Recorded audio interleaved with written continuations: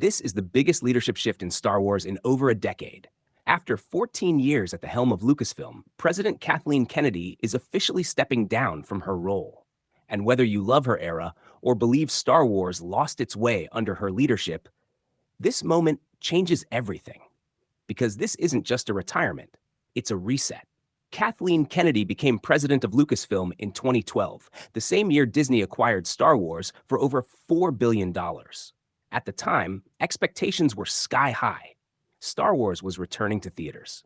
A new generation of fans was waiting, and the galaxy far, far away was about to expand beyond anything George Lucas had ever attempted. Under Kennedy, Lucasfilm launched an ambitious new era of storytelling. In 2015, The Force Awakens arrived and shattered records, becoming the highest grossing Star Wars film of all time and one of the biggest box office successes in cinema history. Then came Rogue One, a darker, riskier Star Wars film that proved the franchise could evolve and still dominate globally. But with expansion came division. As the sequel trilogy continued, fan reactions became increasingly polarized. For the first time, Star Wars wasn't just being debated, it was being fought over online. Yet, even during its most controversial years, the franchise never slowed down. While theatrical films struggled to unify the fan base, something unexpected happened. Star Wars found new life on television. And that brings us to the man now stepping into creative leadership, Dave Filoni. Filoni joined Lucasfilm in 2005 and quickly became one of George Lucas's closest creative collaborators. Together, they built The Clone Wars, a series that didn't just expand Star Wars lore, it deepened it. Characters like Anakin Skywalker, Ahsoka Tano, and Captain Rex were transformed from side stories into emotional pillars of the franchise. For many fans, The Clone Wars restored faith in Star Wars storytelling. And Filoni didn't stop there. He went on to lead Star Wars Rebels, helping bridge the gap between the prequel and original trilogies. Then came the moment that changed everything. In 2019, Lucasfilm launched The Mandalorian.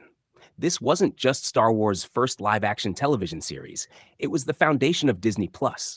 Working alongside Jon Favreau, Dave Filoni helped reintroduce Star Wars as a character-driven, mythic space western. And then came Grogu, a character so instantly iconic that he became a cultural phenomenon overnight. For many fans, The Mandalorian felt like Star Wars had finally found its balance again, respecting the past, expanding the future, and focusing on story first. Now, Dave Filoni is being handed the keys. He is officially stepping in as president and chief creative officer of Lucasfilm. This means something important. For the first time in years, one person is guiding Star Wars with a unified creative vision. But Filoni won't be doing this alone.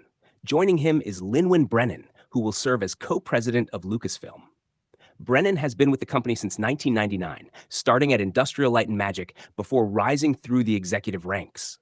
She has overseen Lucasfilm's business operations through massive technological shifts, the rise of streaming, and the expansion of global production pipelines. In simple terms, Filoni handles the story. Brennan handles the machine. Together, they represent a structure that closely mirrors how George Lucas originally ran the studio. Creative leadership on one side, operational control on the other. And for longtime fans, that structure matters. Now let's talk about Kathleen Kennedy's legacy, because this chapter deserves context. Kennedy isn't leaving Lucasfilm entirely. She's returning to full-time producing, including upcoming feature films like The Mandalorian and Grogu, set to release in theaters in May of 2026, and Star Wars Starfighter. Over her 14-year tenure, Kennedy oversaw one of the largest expansions of Star Wars storytelling ever attempted.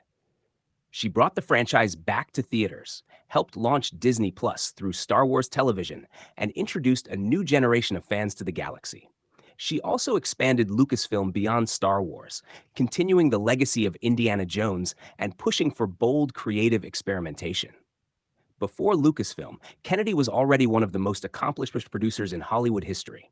She co-founded Amblin Entertainment alongside Steven Spielberg and helped bring iconic films like E.T., Jurassic Park, Back to the Future, Schindler's List, and The Sixth Sense to life. Her career spans over 50 years and more than 70 films. Love her decisions or criticize them, her impact on cinema is undeniable. So, what does this leadership change really mean? It means Star Wars is at a crossroads. The franchise is moving away from constant expansion and toward focused storytelling. Dave Filoni now has the opportunity to unify decades of lore, repair fractured fan trust, and guide Star Wars into its next chapter with intention. With projects like Ahsoka Season 2 in development and major theatrical releases on the horizon, the next few years will define the future of the franchise. This isn't about erasing the past. It's about deciding what Star Wars becomes next. The question now is simple. Does Dave Filoni usher in a new golden age of Star Wars? Or is this just another turning point in an ever-evolving saga? One thing is certain.